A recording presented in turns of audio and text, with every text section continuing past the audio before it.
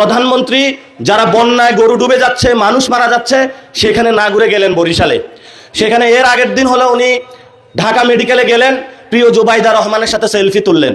ওনাদের বিয়ের আগে শুনছি মানুষ প্রেম করে, প্রধানমন্ত্রীর আলহামদুলিল্লাহ বিয়ের পরে যে সুন্দর প্রেম, বাংলাদেশের মানুষ শুধু প্রেমে দেখতে পাচ্ছে, এই বাংলাদেশের কোনো আর পরিবর্তন দেখতে পায় নাই।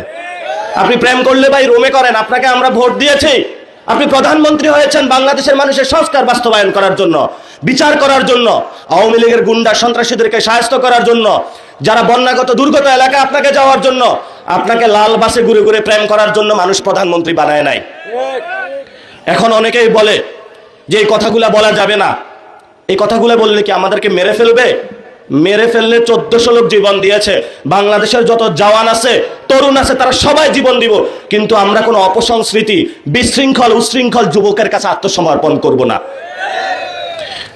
শেষ কথা যেটা, আপনারা একটা ভবনের নাম শুনেছেন, হাওয়া ভবন।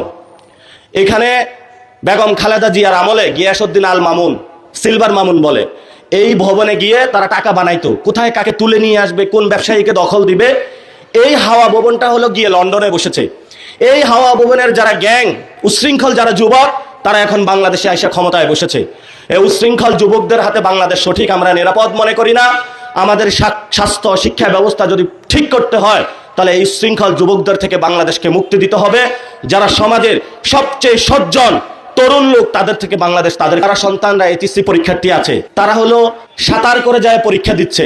এবং এহসানুল হক মিলন আমার এলাকার ভাই, উনি খুব সজ্জন ব্যক্তি, খুব সুন্দর ভাব দেখায় আরই।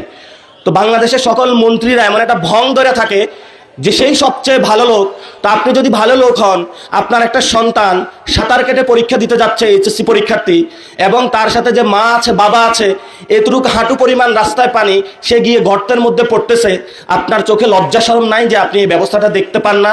সরকার যদি এইচএসসি পরীক্ষা একদিন স্থগিত করত বা পরে দিত, বা যিনি শিক্ষামন্ত্রী রয়েছেন, শিক্ষা প্রতিমন্ত্রী রয়েছেন, উনি এসি রুমে বসে না থাকে গিয়ে বলতো যে আমি তোমাদের জন্য নৌকার ব্যবস্থা করে দিচ্ছি, বা এই পরিস্থিতি করে দিচ্ছি, বা যেখানে পানি সেখানে সেন্টার না করে অন্য জায়গায় সেন্টার দিয়ে দিচ্ছি, তাহলে আমাদের বাংলাদেশে যারা শিক্ষার্থী সুন্দর একটা ব্যবস্থা পেত।